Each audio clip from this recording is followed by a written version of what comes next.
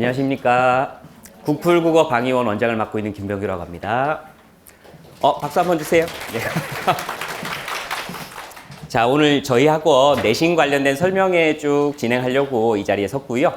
지금 추운 날씨에 찾아주셔서 너무나 감사드리고, 오늘은 또 특이하게 지금 학생들도 몇 명이 같이 와 있네요. 제가 항상 설명회는 사실 학생들이 들어야 되는 건데 왜 우리 학부모님들만 이렇게 열성적으로 들을까라는 부분에 대해서 굉장히 안타까워하고 있었는데, 우리 학생들 뭔가 미래가 밝아 보여서 보기가 좋고, 자, 이렇게 같이 오신 김에 내용 잘 듣고 가셨으면 좋겠다라는 생각이 듭니다. 지금 11시 됐으니까 이제 설명회 시작하도록 하겠습니다. 자, 요번에 이제 저희 학원에서 준비한 설명회는 2026학년도 내신 설명회입니다. 자, 요번 내신이 어떻게 우리 학원에서 진행되고 그 내신 만점을 받기 위해서는 어떻게 해야 되는지, 이런 부분들에 대해서 한번 설명을 쭉 드리도록 하겠습니다. 자, 그럼 한번 가지고 있는 자료를 참고 삼아 보시면서 내용 한번 들어보시면 좋을 것 같습니다. 자, 국풀국어학원 2016 내신 만점 전략이라고 되어 있는데요. 자, 일단 이렇게 좀 생각을 해볼 수 있겠습니다. 우리 내신이라고 하는 게 사실은 막 크게 어려운 시험은 아니에요. 학교에 따라서 매우 어렵기도 하고, 또 학교에 따라서는 매우 쉽기도 하고, 혹은 같은 학교라고 하더라도 뭐 어떨 때는 100점 만점을 받는 친구들이 20명 이상 나오기도 하고, 또 어떨 때는 1등급 컷이 막 80점대로 떨어지기도 하고, 이렇게 그때 상황에 따라서 좀 왔다 갔다 하는 게 내신 시험이다 라고 볼 수가 있습니다. 근데 이제 우리가 새 학기가 되고 새 학년이 되고, 또 어떤 친구들은 이제 중학교 1학년이 되기도 하고 고등학교 1학년이 되기도 해요. 이렇게 이제 학년들이 바뀌어가면서 그 학년에서 1학년 1학기 중간고사를 사실 잘 받는 게 뭐 학생 본인의 기분에도 물론 좋지만 앞으로 있어갈 입시에 너무나 중요하겠죠. 그래서 첫 번째 내신을 어떻게 하면 만점을 받을 수 있을 것인가 라는 부분에 대해서 오늘 이야기를 한번 준비를 해봤습니다. 자, 그러면 지금부터 한번 몇 가지 내용들 살펴보도록 하겠습니다. 자, 우선 이제 우리가 내신을 만점을 받기 위해서는 크게 저는 세 가지가 있어야 된다고 생각을 합니다. 학생이 자기 역할을 제대로 해줘야 될 것이고, 그리고 학부모님들도 학부모님들의 역할이 있을 것이다 라고 볼 수가 있을 것 같습니다. 그리고 당연히 저희는 이제 학원이니까 학원의 역할을 중점적으로 해서 말씀을 드리게 될 겁니다. 이렇게 세 가지 역할에 대해서 한번 말씀을 드릴 거고요. 이 두 가지는 학부모님들이 잘 아시겠지만 한번 당부를 드리는 차원에서 말씀을 드릴 거고, 이 부분을 집중적으로 오늘 설명을 드리도록 하겠습니다. 자, 그럼 우선 학생이 어떤 것들을 해야 될지에 대해서 잠깐 말씀을 드리도록 하겠습니다. 자, 우리 학생들 지금 뭐 앉아 있기도 한데요. 학생들이 이제 공부를 할 때 목적성을 가지고 공부를 하는 친구들이 있고, 그리고 그냥 경쟁심에 공부를 하는 친구들도 있고, 뭐 시켜서 공부를 하는 친구들도 있습니다. 혹은 시켜도 공부를 하지 않는 친구들도 있고요. 다양한 이제 형태의 학생들이 있다, 이렇게 생각을 해볼 수 있는데, 지금 저희 학원에서 이제 제가 쭉 지금까지 이제 수능 대비, 내신 대비 이런 것들을 해오면서 이 친구는 공부를 잘한다, 혹은 잘할 소질을 가지고 있다 라고 생각했던 친구들은 일단 기본적으로 학습 플래너라고 하는 걸 썼었습니다. 이 부분에 대해서 이제 우리 학부모님들께서 좀 관리를 하고 계신지 모르겠는데, 학습 플래너를 자기가 스스로 쓰고 자기만의 학습 플래너를 가지고 있는 친구들, 이런 친구들은 기본적으로 공부를 잘 해왔다, 잘할 가능성이 아주 높다 라고 생각을 해볼 수가 있거든요. 그래서 이제 학습 루틴이나 생활 루틴 뭐 안에 자세한 것들을 많이 적어놨는데, 이런 모든 것들이 플래너를 통해서 좀 관리가 되었으면 좋겠다라는 생각을 합니다. 지금 혹시 우리 아이가 플래너를 통해서 학습을 하고 있다, 이런 아이 있습니까? 플래너를 쓰고 있다.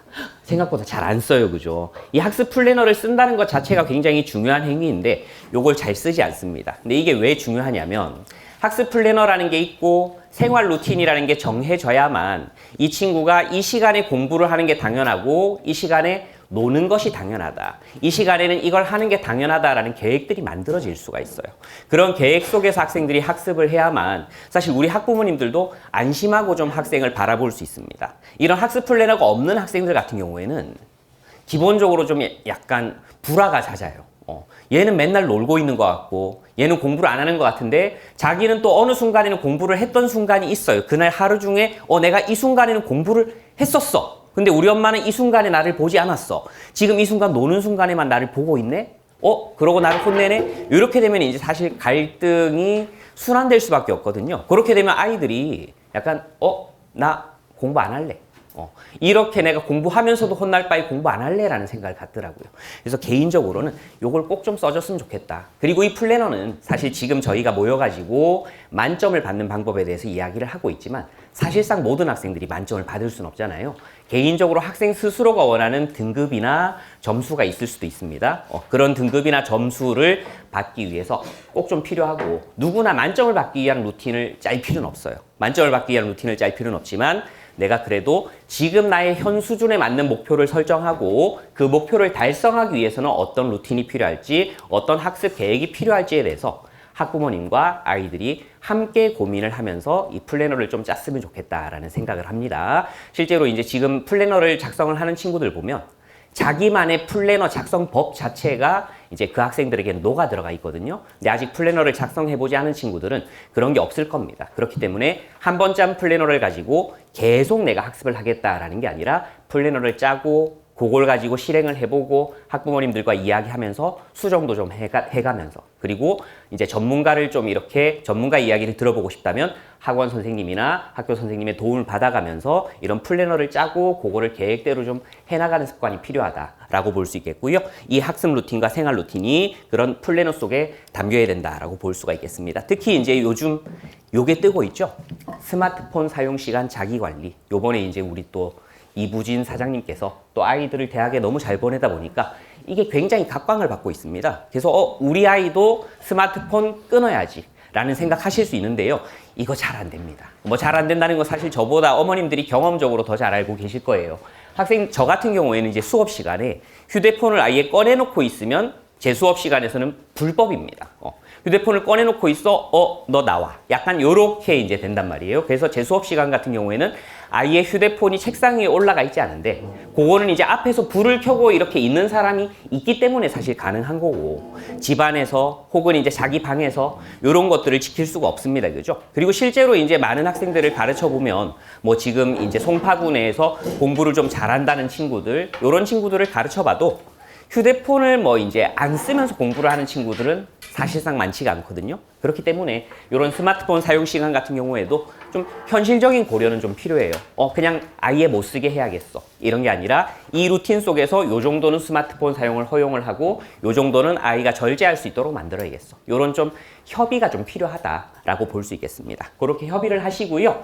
그렇게 하신 다음에 이제 우리 학부모님들께서 요 점을 좀 지켜주시면 좋겠습니다. 학생들의 루틴을 계속 점검을 해주시는 것이 좋아요. 그냥 이 아이가 공부를 하고 있다, 안 하고 있다라는 걸 감으로 느끼는 게 아닙니다. 이걸 감으로 느끼는 게 아니라 지금 이 시간은 이런 시간인데 이런 행위를 하고 있구나. 이렇게 돼야 돼요. 그래야만 이제 아이들이 내가 지금 원래는 요걸 해야 되는데 안 하고 있으니까 엄마가 하는 말이 기분 나쁠 수 있지만 논리적으로는 맞는 말이네.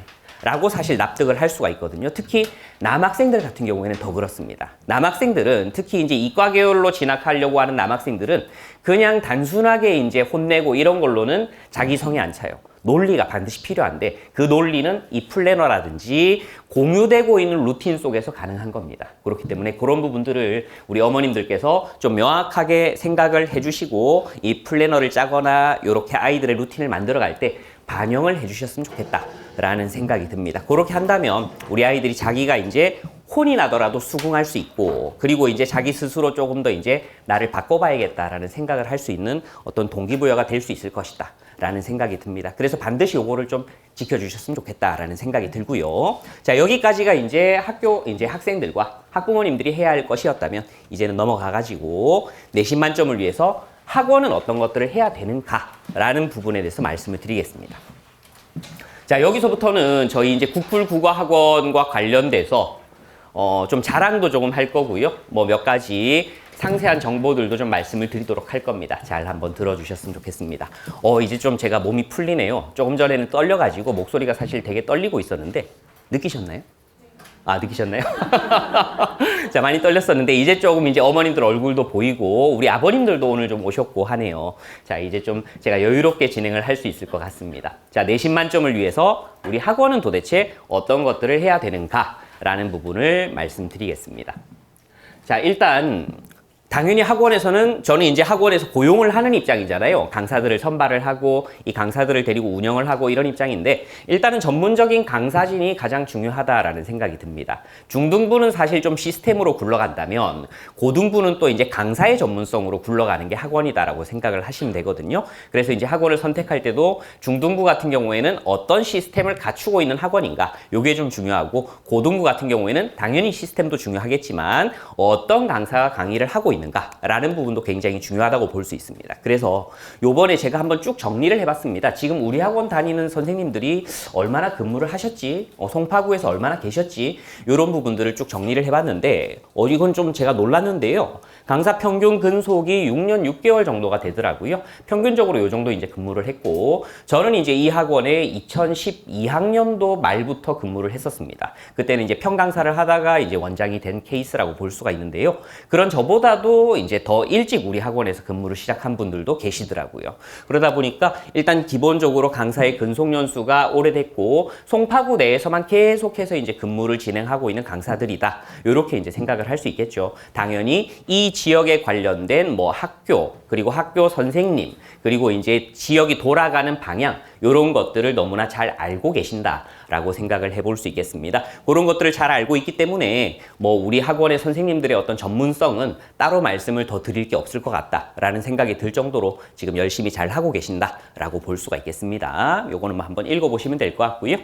자, 그리고 이제 두 번째로 가도록 하겠습니다. 저희 강의 커리큘럼에 대해서 한번 말씀을 드릴 텐데요.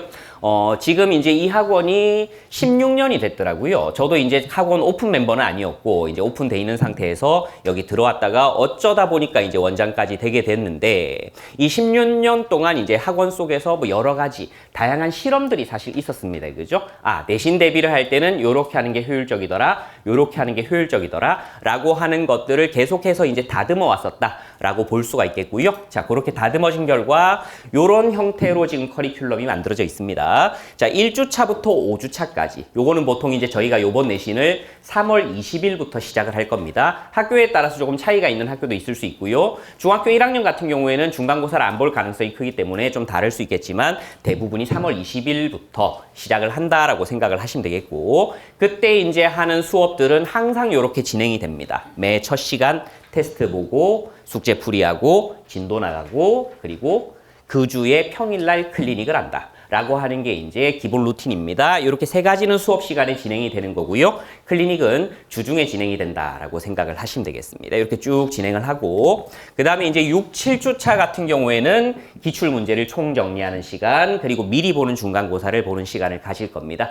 특히 우리 학생들이 좋아하는 게 이 파트예요. 미리 보는 중간고사라는 파트인데 이 파트 같은 경우에는 우리 학생들이 학원으로 정보를 사실 물어주잖아요. 그죠? 이제 이것저것 학교에서 많이 알아옵니다. 사실 이제 학원 수업이라고 하는 거, 내신이라고 하는 거는 학원 선생님만으로는 진행이 될 수가 없습니다. 학생들이 우리 요런 거를 배워왔어요 라고 저희에게 알려줘야만 그걸 바탕으로 이제 교재도 제공을 해줄 수가 있고 문제도 제공을 해줄 수가 있거든요. 그래서 아이들이 이제 그런 것들을 하나하나 이렇게 각 반에 이제 첩자들이 들어가 있다고 생각을 하시면 됩니다. 1반부터 12반까지 너희 반에서는 네가 물어봐. 너희 반에서는 네가 물어봐. 이렇게 이제 첩자들이 한 명씩 포진이 돼 있고 그 친구들이 이제 자세한 사항들을 보고를 해줘요. 그죠? 그럼 그 친구들한테는 당연히 저희가 상도 줍니다. 그런 식으로 해가지고 이제 정보를 쭉 취합을 해요. 그 취합된 정보 속에 보면은 특정 반에서는 이걸 배웠는데 특정 반에서는 이걸 안 배웠어. 그럼 요거는 선생님에 따라 차이가 있다는 뜻이에요. 그죠? 그렇게 차이가 있으면 시험 문제로 출제가 된다, 안 된다? 안 됩니다. 그죠? 물론 간혹 가다가 출제되는 경우도 있습니다. 그런 경우는 또 어떤 경우냐면 이 국어 선생님이 지금 이 해당 학년에 있는 3명의 국어 선생님 중에서 짱이야. 교무부장이야. 이런 경우가 있죠. 그죠? 그런 경우에는 자기가 수업을 쭉 했던 부분에 다른 선생님들이 맞춰오세요. 라고 이야기를 많이 하시거든요. 그렇게 되면 이제 이 다른 선생님들이 수업 막판에 요거는 요렇게도 볼 수 있어? 쓱 던져주는 것들이 있어요. 그런 것들이 또 이제 시험 문제로 출제가 되고 이렇게 됩니다. 그런 정보들을 다 모아가지고 학생들한테 학교 시험과 최대한 유사한 모의고사를 좀 한번 보게 해줘요. 요거를 이제 한 번에서 많이 볼 때는 뭐 2번, 3번까지도 이제 보게 하는데 그런 식으로 이제 보고 마지막에는 이제 그렇게 학생들이 물어왔던 정보들 있죠. 그죠? 그 정보들을 가지고 최종적으로 정리본을 만들어서 학생들에게 제공을 해줍니다. 그럼 그걸 가지고서 학생들이 우리는 여기서 여기까지를 이런 내용들을 배웠구나라고 하는 걸 보고 그걸 바탕으로 이제 시험장으로 들어간다. 라고 생각을 하시면 되겠습니다. 자, 이게 저희의 전통적인 강의 커리큘럼이다라고 볼 수가 있는데요.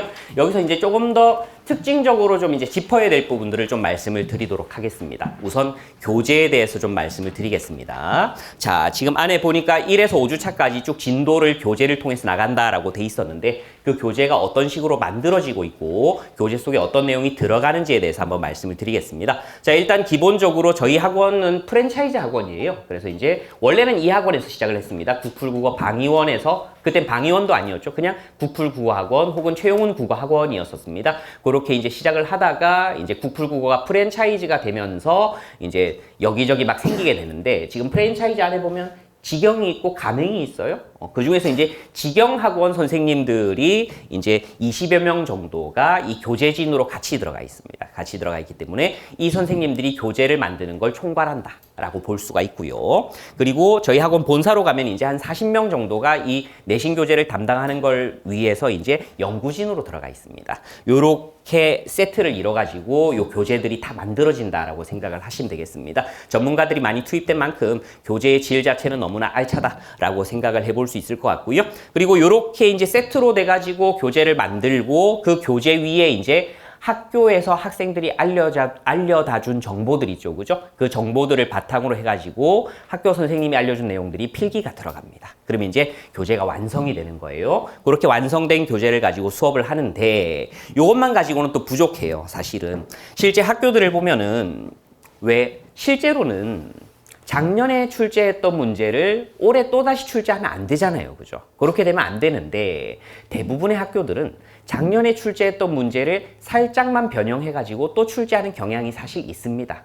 진도가 동일하고 그 동일한 진도 속에서 사실 핵심이 되는 내용들은 똑같잖아요, 그죠? 그러다 보니까 조금만 바꿔서 문제를 출제를 하고 있다는 걸 저희가 어디서 느끼냐면 이 누적 기출 문제에서 느껴요. 매번 출제되는 패턴의 문제들이 그대로 출제가 되고 있다라는 것들을 이제 느낄 수가 있거든요. 그거를 지금 16년치를 사실 뭐 다 가지고 있겠죠. 그렇게 가지고 있다 보니까 요 내용들이 그냥 단순하게 기출 문제를 풀리는 수준으로 공부를 해서는 안 된다. 사실 기출 문제를 풀어보라고 하면 대부분의 학생들이 그냥 풀고 넘어갑니다.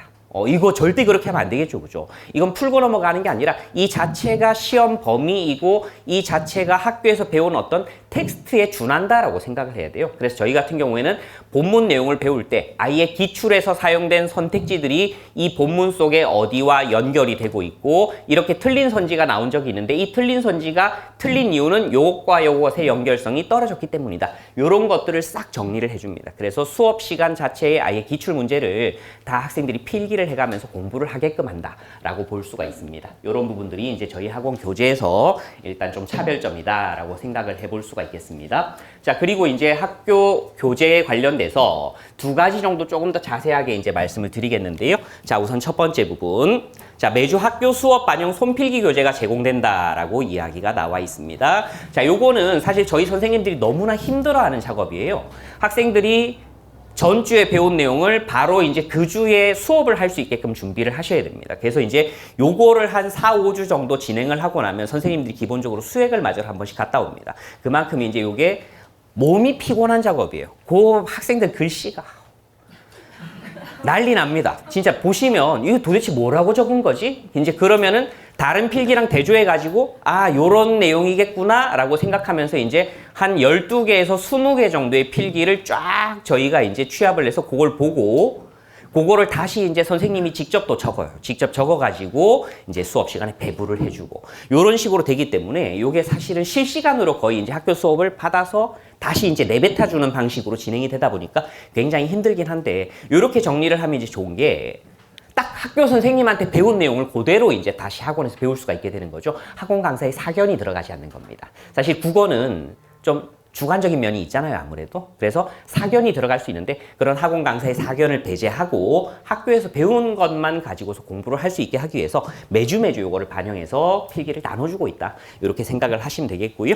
자, 그리고 이제 아까도 한번 말씀을 드렸지만 학교 기출문제를 아예 교재에 반영을 해가지고 학생들이 기출문제 속에 나왔던 중요한 선택지들을 그때그때 매 진도를 배우면서 같이 공부를 할 수 있도록 교재가 구성되어 있습니다. 자, 그런 부분들을 생각해 주시면 될 것 같습니다. 자, 그리고 이제 뒷부분 보시면은 저희가 이제 어떤 식으로 교재를 만드는지에 대해서 한번 보여드릴 텐데요. 요런 샘플 부분은 그 프린트 안에는 들어가 있진 않습니다. 샘플 부분은 그냥 화면으로만 나와 있습니다. 화면으로 봐주시면 좋겠고요. 요게 글씨가 작아서 뒷부분들은 잘 안 보이실 텐데 그냥 요렇게만 생각을 해주시면 되겠습니다. 자, 이게 학교에서 받은 본문이에요. 그죠? 이렇게 본문이 있으면 여기 있는 요런 글씨들, 요런 글씨나 밑줄들, 요런 것들이 이제 전부 다 학교에서 배운 내용들을 필기해서 이제 우리가 넣은 것이다 라고 볼 수 있는데 이런 부분들도 전부 다 사실 학생들과 저희들이 좀 약속이 돼 있습니다. 어떤 약속이 돼 있냐면 자, 우리 학원에서는 학교 선생님이 알려주신 기본 내용들은 빨간색으로 필기를 해줄 거야. 그래서 이제 내용에 관련된 부분들은 전부 다 빨간색으로 필기가 싹 다 들어가 있습니다.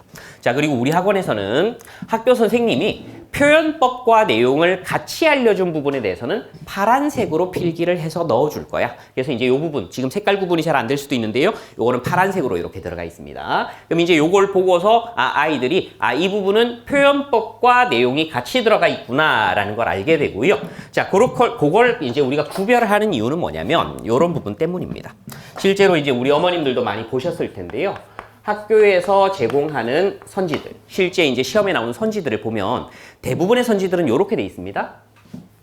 A라는 형식, 혹은 A라는 뭐 표현, 혹은 A라는 전개 방식, 요걸 통해서 B라는 효과, 혹은 B라는 정서, B라는 내용을 드러낸다. 이게 학교 선택지의 기본이다라고 생각을 하시면 됩니다. 대부분의 선택지들은 이렇게 만들어져 있고요. 만약에 이렇게 되어 있지 않고 요 앞에 부분만이 선택지로 돼 있다.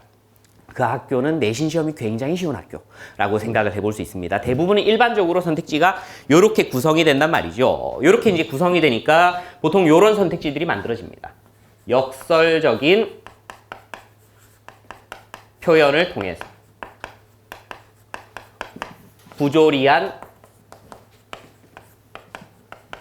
현실을 드러낸다. 이런 식으로 이제 선택지가 나온단 말이에요. 그죠? 그러면 이제 우리 어머님들 보시기에 사실 학생들보다는 어머님들이 문학을 훨씬 잘 하시거든요. 이제 우리 고등학교 1학년 때는 시험 범위가 양분인데요. 문학이랑 문법으로 양분이 되는데 뭐 중1 때도 마찬가지고 대부분은 문학과 문법입니다. 학교 내신들은. 그러다가 이제 비문학이 강조가 되는 시기는 고2 때부터예요. 고2 때부터는 비문학이 강조되지만 고1, 고2 이전에는 싹 다 이제 문학과 문법으로 거의 내신이 진행이 된다라고 생각하면 되는데 그때 이제 문학들을 대부분 보시면 선택지들이 이런 식으로 나와 있습니다. 그러면 이제 우리 어머님들 생각하시기에 당연히 어떤 생각이 드냐면 이 본문 속에 역설적 표현이 있는지를 한번 내가 찾아봐야 되겠다. 그리고 그 역설적 표현이 부조리한 현실 내가 정확하게 몰라도 대충 느낌이 있잖아요. 그죠? 이 부조리한 현실을 드러내는지를 살펴봐야겠다. 우리 어머님들은 당연히 이렇게 생각을 하십니다. 그런데 우리 학생들은 어떻게 생각을 하냐면 선택지가 이렇게 나왔습니다. 이 작품 속에 내가 배운 역설적 표현이 있어. 이거 안 봅니다. 그죠? 뒷부분 안 봐요. 뒷부분 안 보고서 이거 봤으니까 요거는 내가 안 보고 이 선택지는 맞는 선택지야 라고 이야기를 해버리게 됩니다. 그러고 나서 이제 이 문제를 틀려요. 틀리고 나서 집에 와가지고 자기 시험지를 자기가 한번 보겠죠. 그걸 보고 나서 학원 선생님한테 문자합니다. 저 이 문제 실수했습니다 라고 문자해요. 이거 실수라고 할 수 있나요? 이거 실수 아니죠, 그죠? 당연히 판단해야 될 두 번째 부분을 판단하지 않았는데 판단하지 않고서 실수했다라고 이야기를 하게 됩니다. 이렇게 돼가지고는 발전이 없잖아요.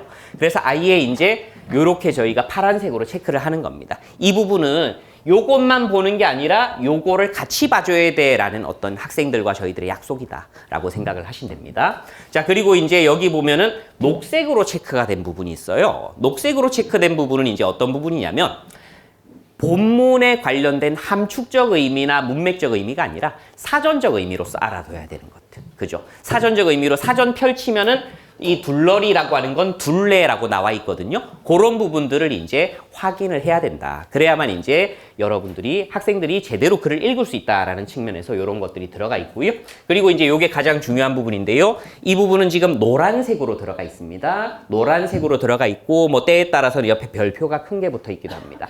요것들은 학교 선생님들께서 강조를 해주신 부분이라고 생각을 하시면 되겠습니다. 학교 선생님이 이 부분은 조금 중요해라고 알려주셨거나 한 것들 있죠. 그런 것들을 모아가지고 전부 다 이제 노란색으로 체크를 해두고 있어요. 이런 부분에서는 서술형 문제도 많이 나오는 편이고, 그리고 일반적인 객관식 문제에서도 좀 핵심 선택지가 되는 부분들이다라고 볼 수가 있습니다. 그런 내용들을 이제 저희가 매주 쭉 이렇게 정리를 해주고, 마지막으로 이제 회색으로 돼 있는 부분은 요게 이제 원래는 다른 내용이 들어가 있었는데 저희가 위에다가 여기 표시가 별로 안 날 텐데 그림자가 나는 뭔가로 덮어놨습니다. 이렇게 덮어놓은 부분들 같은 경우에는 학교에서 이제 일반적인 것과 조금 다르게 일반적인 뭐 자습서라든지 교사용 교과서라든지 이런 것과 다르게 조금 이제 내용 정리를 다시 해주신 부분, 이런 부분들 같은 경우는 이렇게 덮어놓은 걸 표시를 해줘요. 그렇게 되면 이제 학생들이 이 부분은 일반 자습서로 공부하는 것과는 다르게 이제 내용이 정리가 되었구나, 뭐 이런 식으로 이제 판단을 하게 된다는 거죠. 그런 식으로 이제 하나하나를 판단해가면서 공부를 할 수 있게끔 손필기 교재가 구성되어 있다라고 생각을 하시면 되겠습니다. 자, 이게 저희가 손필기 교재를 만드는 방식이다라고 생각을 하시면 되겠고요. 자, 그리고 이제 뒤에 보시면은 요거는 글자가 작은데 그냥 이렇게 보시면 됩니다. 요 부분이 학교 기출 문제예요. 실제 이제 기출 문제가 이렇게 나오는데요. 이 학교 기출 문제 같은 경우에 상당히 안타까운 점이 뭐냐면 기출 문제는 기본적으로 선생님들이 문제와 답만 주기 때문에 해설이라는 게 존재하지 않습니다. 이 해설이라는 게 없어서 해설을 다른 사람들이 만들어야 돼요. 그죠? 그래서 실제 수능 문제 같은 경우도 평가원에서 해설을 만들지 않거든요. 평가원에서 해설을 안 만드니까 누가 만든다? EBS에서 보통 만들고, 그리고 이제 좀 뭐 자기 나름대로 해설을 만들고 싶은 개별 강사들이 이제 해설을 만들게 됩니다. 자, 그렇게 되는데 내신 문제 같은 경우는 당연히 이제 뭐 보성고등학교 1학년 내신 문제를 EBS에서 해설을 만들어주고 그러지 않습니다. 그러다 보니까 내신 문제는 해설이 없어요. 그래서 저희 같은 경우는 이렇게 해설을 다 넣는다. 학생들이 내신 문제를 풀고서 이 시험지를 또 저희들한테 갖다 주겠죠. 그죠? 갖다 주면은 거기에 대해서 하나하나 이렇게 해설을 달아줍니다. 실제로 내신 문제에 대한 해설은 그 무엇보다 중요한데 요거를 제대로 안 하면 학생들이 내신 문제를 풀고서도 그걸 제대로 익힐 수가 없게 돼요. 그래서 이렇게 하나하나 해설을 다 달아주고 이 해설들을 달아는 주는데 또 애들이 안 볼 수 있습니다. 그래서 요것들을 수업의 필기로 또 반영을 하게 합니다. 그렇게 해서 기출 문제를 계속해서 공부를 시킨다라고 볼 수 있겠고요. 그리고 마지막으로 여기에 대해서 필요한 부분은 이렇게 또 손필기를 따로 달아줍니다. 이거는 손필기 부분이에요. 따로 손필기를 달아가지고 이 문제는 이런 구조를 가지고 있는 문제였어 라고 하는 걸 좀 한눈에 보게끔 해준다 라고 생각을 하시면 될 것 같습니다. 자, 이런 것들이 기출문제에 다 달리기 때문에 기출문제와 기출문제에 대한 해설 퀄리티, 그리고 그것들을 학생들의 머리에 주입시키는 것, 이런 것들을 항상 하고 있다, 꾸준히 하고 있다, 이 정도로 생각을 하시면 될 것 같습니다. 자, 이것이 저희 학원에서 교재와 기출문제를 다루는 가장 이제 특징적인 부분이다라고 생각을 하시면 되겠고요.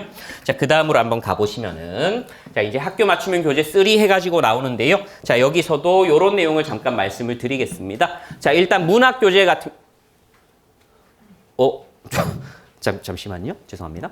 자, 문학 교재 같은 경우에는 문학 교과서 핵심 내용이 수록돼 있다, 뭐 이런 것들은 기본일 텐데요. 자, 요 점이 조금 중요합니다. 자, 문학 교재에서는 문학 갈래별 기초 개념 정리가 들어간다라는 점, 요 점이 중요하고요. 빈출 외부 지문이 제공된다는 점, 요 점이 중요합니다. 자, 이 두 가지가 굉장히 중요한데 일단 요런 것들이 왜 중요한지를 잠깐 설명을 한번 드리면요. 문학 갈래별 기초 개념이다. 자, 요거는 이제 학년에 따라서 조금 다른데요. 중등국어의 목표는, 중등국어는 이제 대단원이라는 게 있습니다. 뭐 중학교 2학년 1학기 2단원.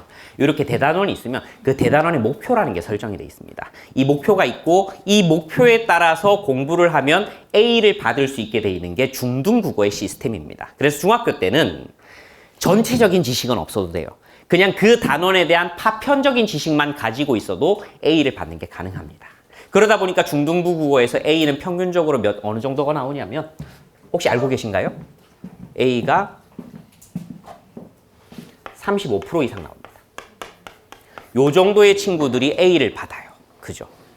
올 A인 친구들 굉장히 흔합니다. 뭐 솔직히 말하면 굉장히 흔한 것까지는 아니고 한 반에 이제 중학교 3학년 졸업 기준으로 보면은 한 반에 1명, 2명 정도 있습니다. 그 정도면 사실 꽤 흔한 편이죠.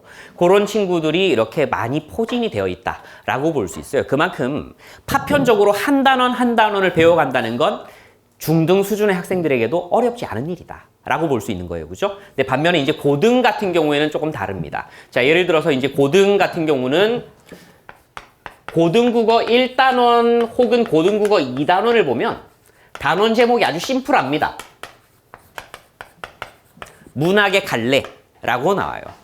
단원 제목은 아주 심플하지만 실제로 이 안에서는 이제 뭘 배우냐면 우리 문학의 4대 장르라고 할 수 있는 서정 갈래, 서사 갈래, 극 갈래, 교술 갈래라는 4가지의 갈래를 싹 이제 보고 그 안에서 대표 작품들을 하나씩 보는 거예요.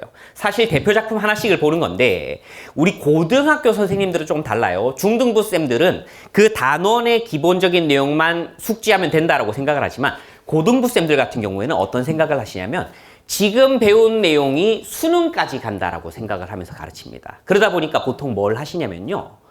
작품만 배우는 게 아니라 이 갈래를 전부 다 배웁니다. 이 갈래에 대해서 하나를 다 가르쳐주고 그거를 시험에 출제를 하세요. 그렇기 때문에 이 문학의 갈래 요거 한 파트 딱 시험 범위에 들어간다 하더라도 공부를 해야 될 건 중학교 시험 전체 범위보다 많아집니다. 사실은. 굉장히 범위가 많다라고 볼 수 있고요. 더 어려운 점은 여기서 한번 배운 다음에 다시는 가르쳐주지 않습니다. 학교에서는. 학교에서는 왜 수업 시간에 수행평가도 해야 되고 여러 가지를 해야 되니까 이런 것들을 반복적으로 가르칠 시간이 없어요. 그래서 1단원에서 시를 한번 배우면 3단원에 시가 나온다고 하더라도 이 시를 배울 수가 없습니다. 그냥 그 시만 배우고 시가 무엇인지에 대해서 배울 수가 없어요. 자, 그렇게 되다 보니까 우리 학생들 입장에서는 이런 부분들이 굉장히 까다롭게 느껴지거든요. 자, 그래서 저희 같은 경우에는 이 갈래별 기초 개념을 미리미리 좀 공부를 시키는 편입니다. 요걸 미리미리 공부를 시켜가지고 이 대원칙 하에서 작품들을 볼 수 있게 하고 그리고 이 갈래와 관련된 단원이 아니라 하더라도 시를 배울 때는 항상 이 기초 개념이 제공이 됩니다. 이를 통해서 학생들이 계속해서 꾸준하게 전체적으로 숲을 보면서 좀 공부를 할 수 있게 가르치고 있다. 이렇게 생각을 해주시면 될 것 같습니다. 자, 그리고 이제 밑에 문학 빈출 외부 지문이 제공된다라고 이야기가 나와 있는데요. 자, 이건 이렇게 좀 생각을 하시면 되겠습니다. 자, 뭐 예를 들어서 우리 교과서에 윤동주의 길이라고 하는 작품이 나와 있다고 한번 생각을 해보겠습니다. 자, 이 작품이 나와 있으면 중등국어에서는 보통 이제 이게 시험 범위로 어떻게 출제가 되냐면 윤동주라고 하는 작가에 대해서 한번 배웁니다. 이 작가에 대해서 한번 배우고 그 다음에 길이라고 하는 작품의 내용과 표현법에 대해서 배웁니다. 그리고 뒤에 보면은 학습 활동에 이 작품을 통해서 이뤄야 될 목표가 있습니다. 여기 보통 목표가 이제 중등부 때는 뭘로 나오냐면요. 자기 자신의 삶에 대해서 생각해보자. 자기 자신의 인생길에 대해서 친구와 이야기해보자. 이런 것들이 나와요. 그런 것들이 나오다 보니까 그런 학습 활동들은 시험 문제로 출제되기는 조금 애매합니다. 그죠? 보통 수행평가로 이게 넘어가는 경우가 많습니다. 수행평가로 넘어가서 자기의 어떤 삶의 길을 뭐 친구들 앞에서 발표하는 시간을 갖기도 하고 여러 가지 활동들을 이제 하게 됩니다. 근데 그런 게 귀찮으면 그냥 포트폴리오를 하게 되죠. 그죠? 학습지 나눠주고 이 안에다가 네 삶의 길을 적어봐. 이제 뭐 적혀 있으면 잘했어요. 이렇게 이제 되는 게 보통 중등부라면 고등부 같은 경우에는 이제 요런 작품 하나가 수록돼 있으면 자, 여기서 이 길이라고 하는 건 우리 삶의 길이죠. 우리가 삶에서 추구해야 될 방향 뭐 이런 거다라고 생각을 해볼 수가 있잖아요. 자, 그리고 작가는 윤동주입니다. 자, 이렇게 돼 있으면 이제 고등국어에서는 보통 시험이 어떻게 나오냐면 이 작가와 작품에 관련된 기본 문제들도 출제가 되겠지만 윤동주 나왔으니까 니네 이육사도 한번 봐야 되지 않겠어? 이렇게 해서 안 가르쳐준 이육사의 작품이 시험에 출제가 됩니다. 자, 그리고 윤동주의 삶의 길을 봤으니까 뭐 조지훈의 삶의 길을 다룬 작품을 봐야 되지 않겠어?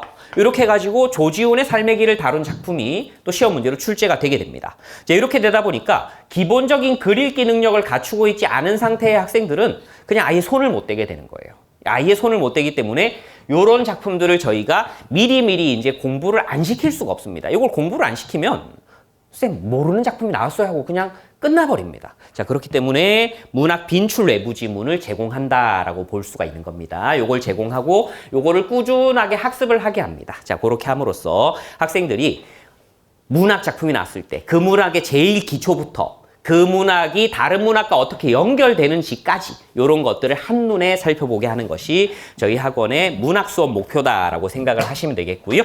자, 그 다음에 문법에 관련된 이야기 잠깐 나누도록 하겠습니다. 자, 이 문법 파트는 항상 1등급을 결정짓는다라고 생각을 하시면 됩니다. 제일 중요하다라고 생각을 하셔도 돼요. 특히 이제 재작년까지는 학생들이 수능을 칠 때 화작과 언매를 선택을 할 수 있었죠. 그죠? 요거 알고 계시죠? 화작과 언매를 선택을 할 수 있었고, 언매를 선택하는 친구들만이 고등부를 기준으로입니다. 언매를 선택하는 친구들만이 실제 수능에서도 문법 문제를 풀었습니다. 자, 그러다 보니까 학교에서도 내신을 출제할 때 고등부에서 그동안 어떻게 내신을 출제했냐면, 지금 우리 학교 같은 경우는 한 60%의 학생들이 화작을 선택을 하더라. 그럼 고1 때 언매를 가지고 시험 문제를 어렵게 만드는 게 의미가 있을까? 이런 식으로 생각을 했었습니다. 그러다 보니까 고1 문법 문제가 출제가 되긴 했었는데 최근 몇 년 동안 화작과 언매로 나뉘면서 고1 문법 문제가 비교적 쉬워졌었어요.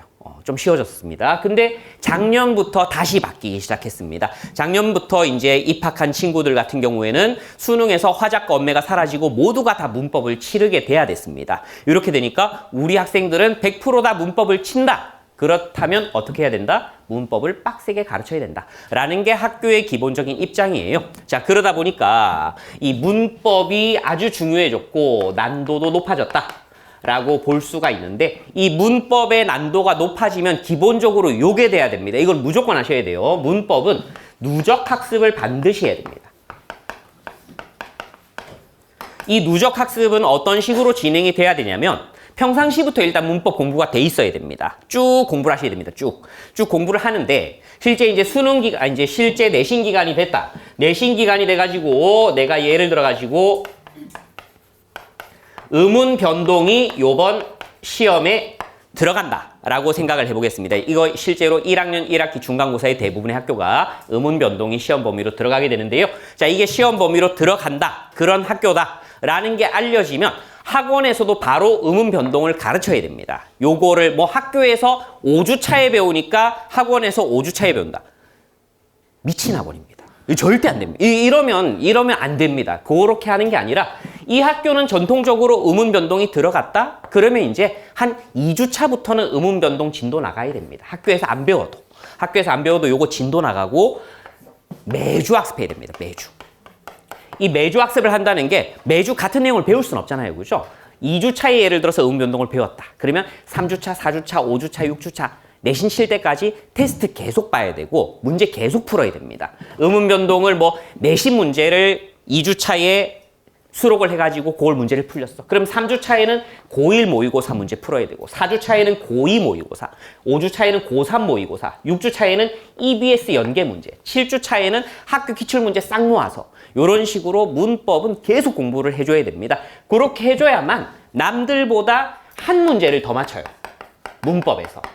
문법은 결국은 한 문제 정도 싸움이거든요. 1등급이다 아니다를 가를 때는 이 한 문제를 더 맞히기 위해서 이걸 계속해야 됩니다. 이걸 계속한 친구와 그렇지 않은 친구 사이에는 문법은 겉으로는 잘 안 드러나는데 속에서는 이게 차이가 많이 나 있어요. 그게 나중에 시험에서 한 문제 혹은 두 문제 차이로 등급을 가른다라고 생각을 하셔야 됩니다. 그래서 이 부분은 너무나 강조를 드리고 싶고 문법은 누적 학습을 반드시 해야 된다. 자, 그리고 한 번 더 말씀을 드리면 이 음운 변동 파트가 시험 범위로 들어가면 단순하게 음운 변동 지식만 필요한 게 아니에요. 이 음운 변동 파트 속에는 형태소 지식도 필요하고 문장 성분 지식도 필요하고 단어 지식도 필요합니다. 이게 사실 음운 변동은 고등학교 수업을 기준으로 하면은 제일 마지막에 배워야 되는 파트예요.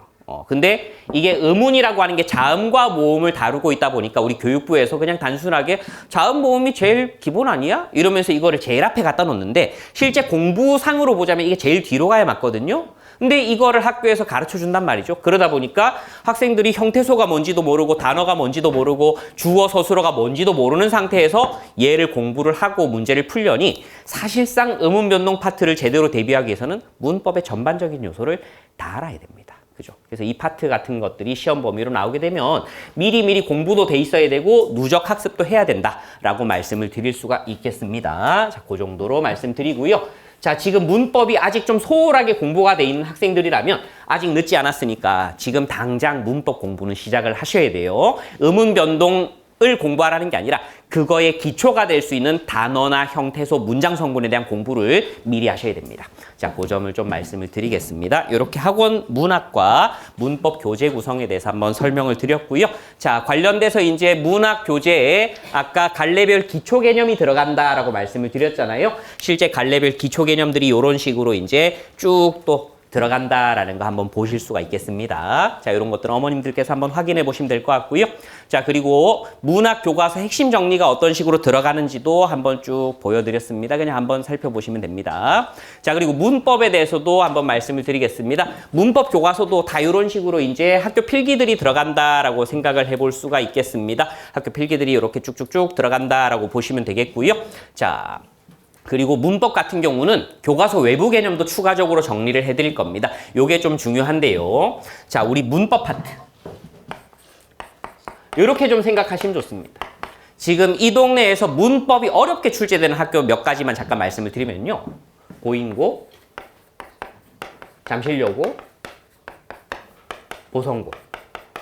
요 세 학교가 대표적으로 문법을 조금 어렵게 출제하는 학교들입니다. 물론 그 외에도 있는데 이 세 학교는 문법을 꾸준히 어렵게 출제하는 편이에요.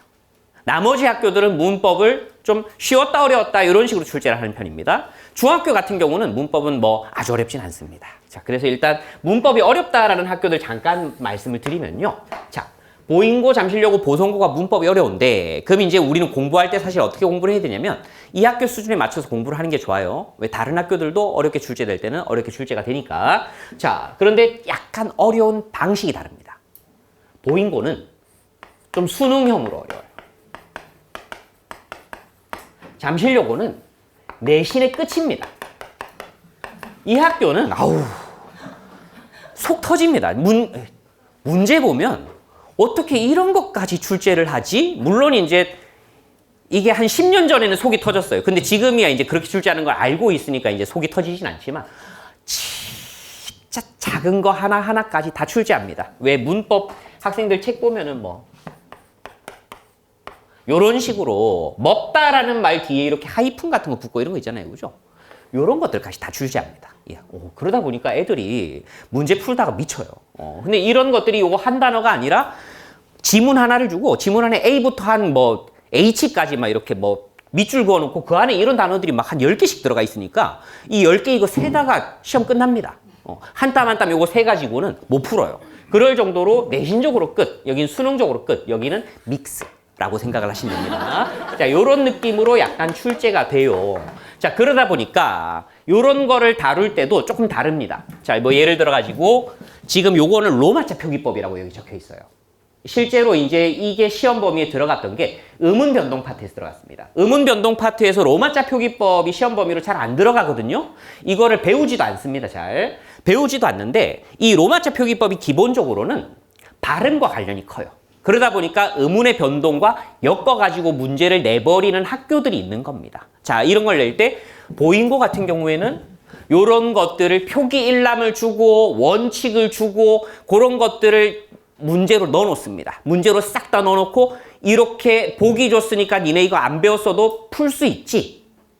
실제로 풀 수는 있어요. 안 배웠어도. 안 배웠어도 눈치가 있으면 풀 수 있습니다. 풀 수 있지라고 물어보고서 기본적인 문제를 냅니다. 기본적인 문제를 이렇게 쓱 냅니다. 그러면 이제 그런 어떤 국어적인 사고력이 있는 친구들은 배우지 않았지만 풀 수 있습니다. 다만 국어적인 사고력이 없거나 전반적인 사고력이 없는 친구들은 이런 걸 보여줘도 못 푸는 경우들이 많죠. 그래서 이런 부분들이 학교 시험 범위가 아니지만 학생들이 공부를 하고 넘어가야 되는 겁니다. 그렇게 공부를 하고 넘어가야 되는 부분들이 몇 가지가 있어요. 문법 내에서. 그런 것들을 미리미리 정리를 해야 되고 잠실여고 같은 경우에는 이런 것들을 수업 시간에 한번 쓱 알려줍니다.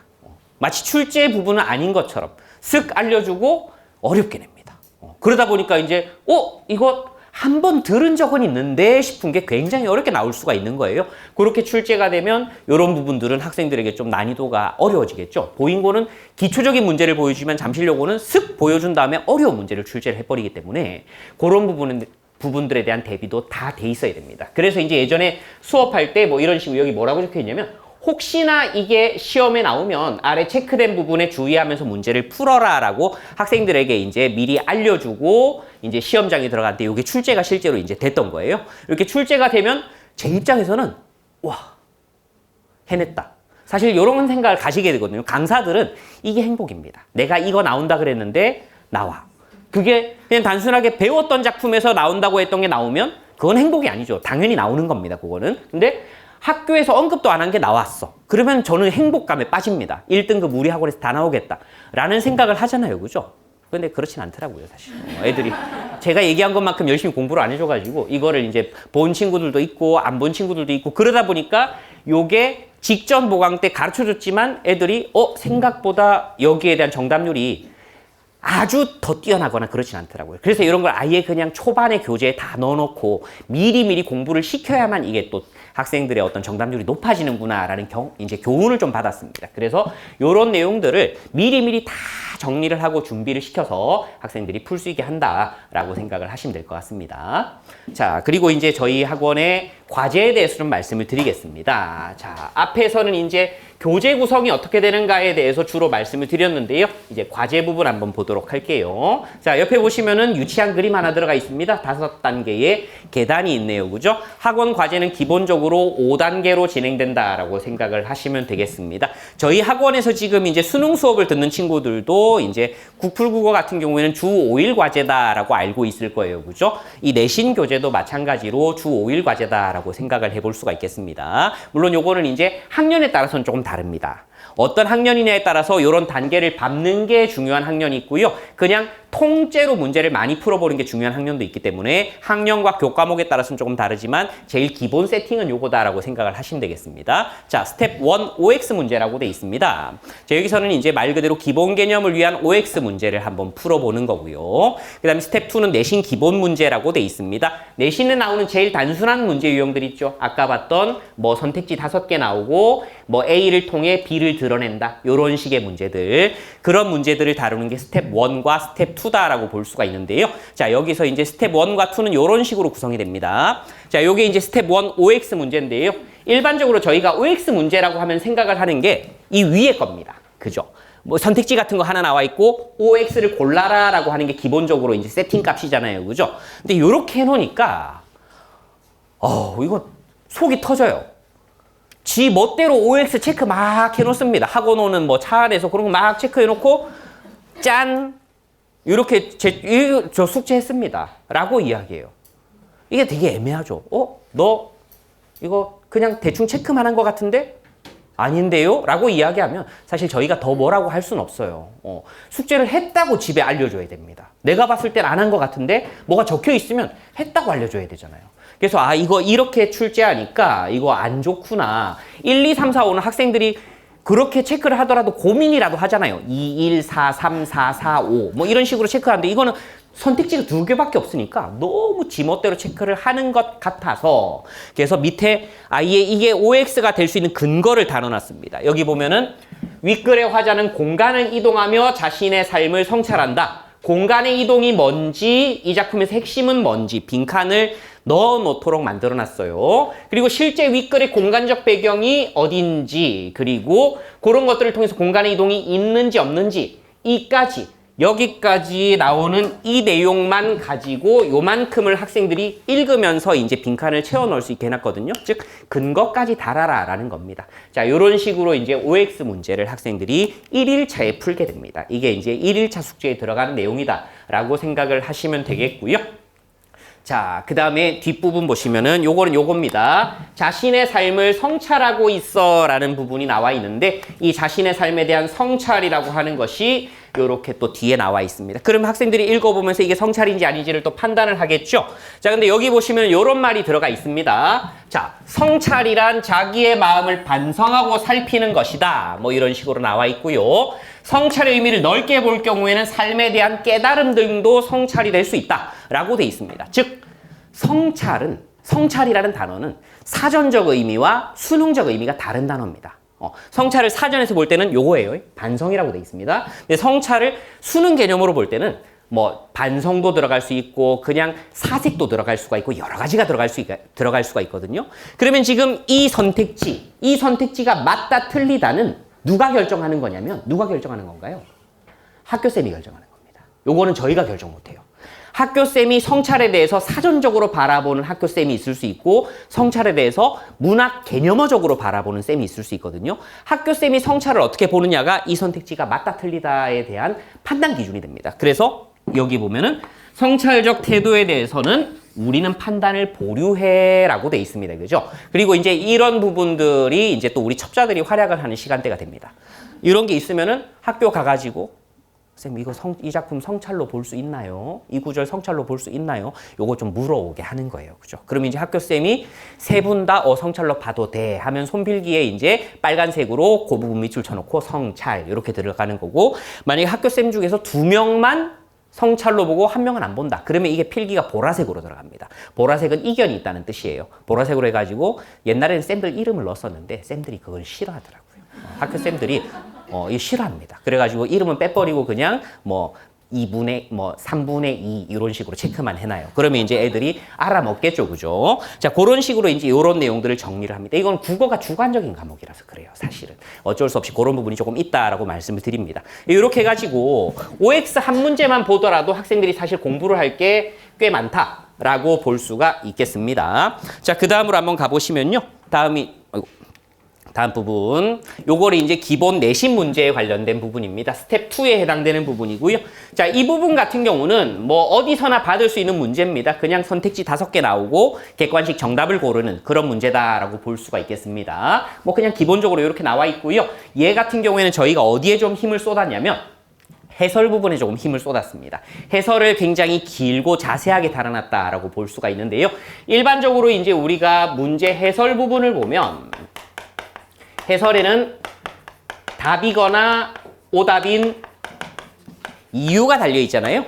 이거 이래서 적절해, 이거 이래서 적절하지 않아. 이런 식으로 이제 해설에 보통 달려 있게 되는데 저희 같은 경우에는 이제 그런 식으로만 넣는 게 아니라 이런 내용들이 아예 들어가 있습니다.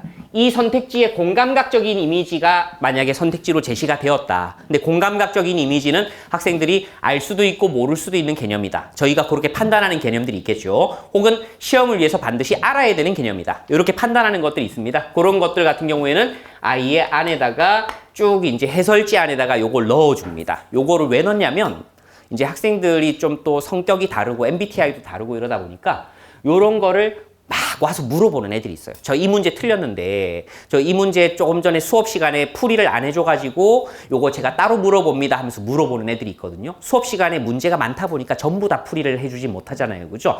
대표적인 문제들을 풀이를 해주는데 따로 궁금해하는 요런 것들이 있을 때 요런 것들을 학생들이 직접 쉽게 가져오는 친구들이 있고 또 그렇지 않고 나 궁금한데 쌤 바빠 보이네? 착한 애들이 있어요. 그죠? 이런 친구들도 이걸 못 물어봅니다. 그러니까 이제 이런 것들을 아예 읽어서 공부하라 라고 이제 이렇게 넣어주는데요. 요새는 또 쌤들이 읽어서 공부하라고 넣어줬더니 애들이 안 읽어. 애들이 너무 착해. 읽지도 않아요. 그러다 보니까 이제 아예 조교들한테 틀린 부분 체크 해가지고 이 부분은 요래서 틀린 거야 라는 걸 이거는 선생님이 다 하기에는 너무 이제 일이 많으니까 다 체크하게 시키고 그렇게 해가지고 이거 이래서 틀린 거야 라고 이제 책 안에다가 표기해가지고 알려주고 이러더라고요. 뭐 그런 식으로 여러 가지 방식으로 이런 것들에 대한 학습이 진행되고 있다라고 생각을 해볼 수가 있겠습니다.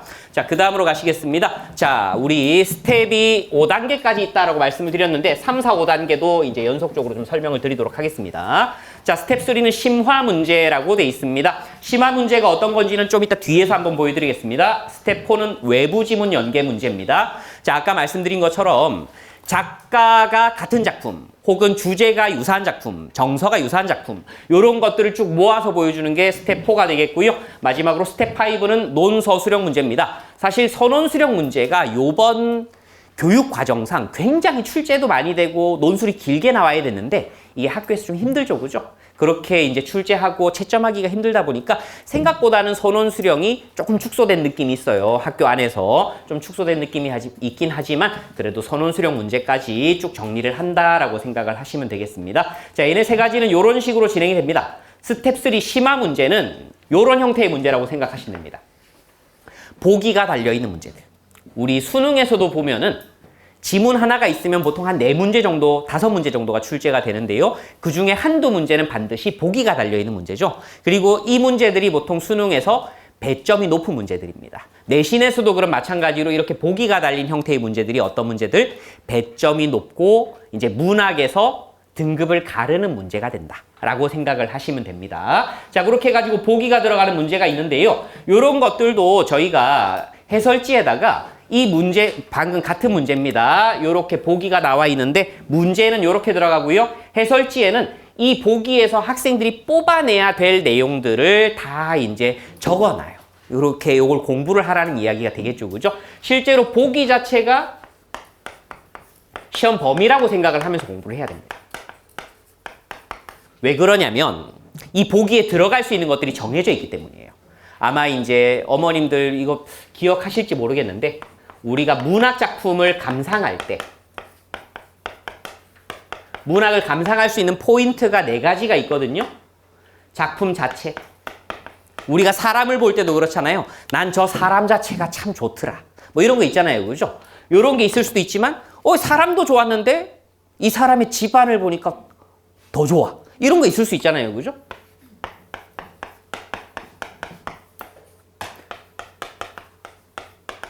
우리가 한 편의 문학 작품을 읽을 때 그 문학 작품 감상의 기준이 될 수 있는 게 이렇게 4가지가 있어요. 이 4가지가 이 보기에 들어가는 겁니다. 이 4가지가 보기에 들어가요. 즉, 한 편의 작품 자체에 관련된 정보가 보기에 들어갈 수도 있고 이 작품이 쓰여진 시대에 대한 정보가 보기에 들어갈 수 있습니다. 그래서 왜 보기 보면은 이 작품이 창작된 일제강점기는 뭐 이런 식으로 되는 보기들이 많은 겁니다. 그 다음에 작가의 인생이나 작가의 가치관 같은 게 들어갈 수도 있고요. 독자들이 이걸 바라봐야 되는 방식에 대해서 보기에서 이야기를 할 수도 있습니다. 이 4가지 플러스 표현법. 이 작품에 사용된 특수한 표현법에 대해서 이야기를 하는 경우가 있습니다. 보기에는 딱 요것만 들어가요. 요거 이외의 내용이 안 들어갑니다. 그럼 결국 내용들 보세요. 다 실제 그 작품과 관련된 중요 내용들이잖아요. 그죠? 그 중요 내용들 중에서 학교에서 언급해주지 않을 법한 것들이 보기로 만들어지는 거기 때문에 보기 공부가 굉장히 중요합니다. 이게 1등급을 마칠 수 있는 어떤 최종 관문 같은 공부라고 생각을 하시면 되는데 우리 학생들이 요거를 좀 소홀히 하다 보니까 아이의 보기 부분이 해설지에 보면 이렇게 필기가 들어가 있고 학생들이 이 부분을 공부할 수 있도록 만들어 놨습니다. 자, 이런 부분이 저희 스텝 3의 약간 특징이다라고 생각을 하시면 되겠고요. 자, 그리고 스텝 4로 가시겠습니다. 스텝 4는 외부 지문 연계 문제라고 돼 있습니다. 자, 이 외부 지문 연계 문제 같은 경우는 아까 말씀드린 것처럼 배운 작품과 유사한 혹은 배운 작품과 반대되는 혹은 배운 작품과 관련 없는 이런 작품들이 시험에 출제가 되고 있기 때문에 들어가 있다라고 생각을 하시면 되겠고요. 역시 이제 이것도 아까 말씀을 드렸던 학교들, 그런 학교들에서 많이 쓰이고 있고 중등부에서도 이런 형태로 요즘 문제가 좀 출제가 되고 있습니다. 선택지에 비슷한 작품 찾아봐. 라는 형태의 문제들이 출제가 많이 되고 있기 때문에 점점 더 중요해지는 파트라고 생각을 해볼 수 있겠고요. 이게 우리가 보기에는 아무렇지 않은 문제인데 이게 남학생들 특히 어려워합니다. 이과 계열의 남학생들은 왜 갔다는 거야? 이런 생각들을 좀 하거든요. 우리가 볼 때는 본문이 이별의 슬픔을 다뤘네? 그럼 밑에 있는 것 중에서 이별에서 울고 있는 작품 찾으면 될 것 같은데 남자애들 이걸 못 봅니다. 이게 와닿지가 않는데요. 실제로 그런 얘기를 굉장히 많이 합니다. 그래서 이제 이런 부분들을 찾는 방법을 논리적으로 좀 공부를 할 거고요.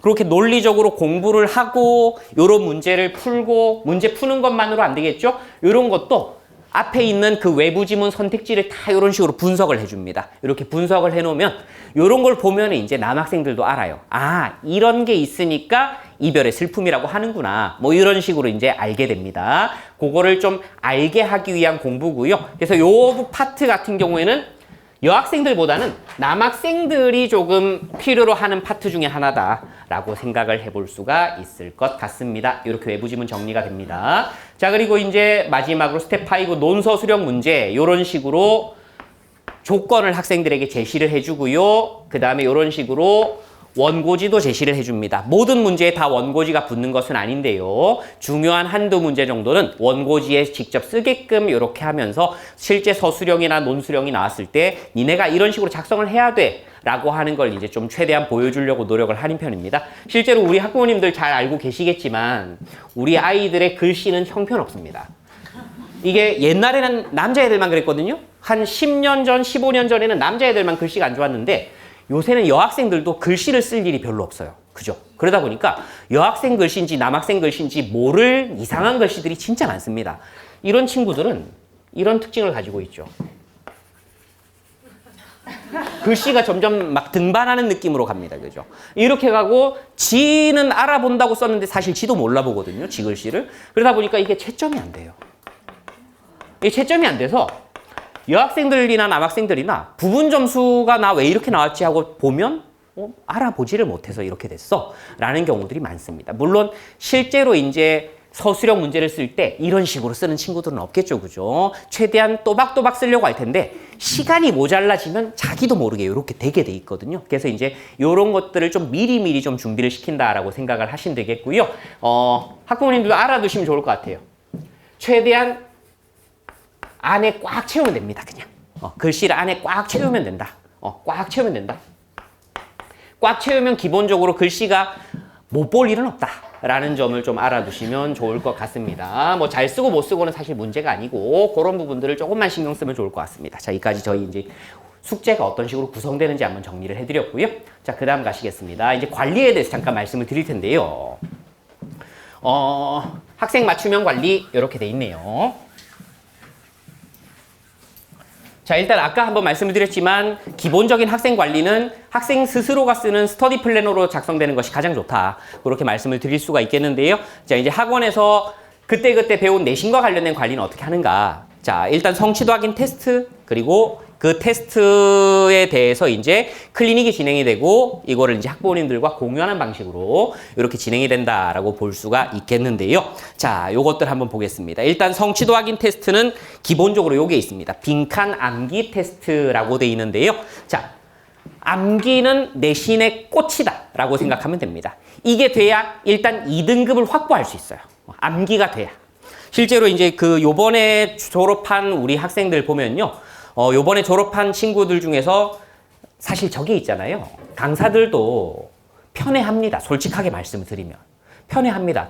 막 싫다는 애는 없어도 난 얘가 너무 좋아. 이런 학생들은 있어요. 그죠? 맨날 정해진 자리에 앉아서 정해진 공부를 성실하게 하고 자기가 시험을 잘 쳤든 못 쳤든 뭐 선생님 뭐 감사합니다 이렇게 얘기해주고 막 예뻐요. 예쁜 애들이 있거든요. 이 예쁜 애들 중에서도 진짜 예쁜 애들이 어떤 애들이냐면 이 빈칸을 다 맞히는 애들이 있습니다. 빈칸이 한 번 시험에 보통 이제 이건 제 기준으로 말씀드리면 저는 한 번 시험에 빈칸이 뭐 한 100개에서 200개 정도가 나오거든요. 이 빈칸이 정보가 없어요. 그냥 고난 땡 네모예요. 이거를 다 맞힌다는 거는 사실 굉장한 겁니다. 저도 못 맞힐 것 같아요. 출제를 하고 이걸 필기를 직접 한 저도 못 맞힐 것 같은 빈칸을 다 맞히는 애들이 있습니다. 근데 이런 애들 중에서 이번 3학년 1학기 내신 때 3학년 1학기 때 보인고 같은 경우에는 시험 범위에 들어가는 작품 수가 1학기 중간고사에 한 70작품 정도 들어갑니다. 이 EBS의 절반이 통째로 들어가는 거예요. 그럼 70작품에 대한 요거를 해야 되잖아요. 이때 되면 이제 애들이 이걸 안 하거든요. 근데 항상 이제 요 자리에 앉는 친구인데 쌤, 요것도 다 외우면은 2등급 이상은 나오나요? 나오지.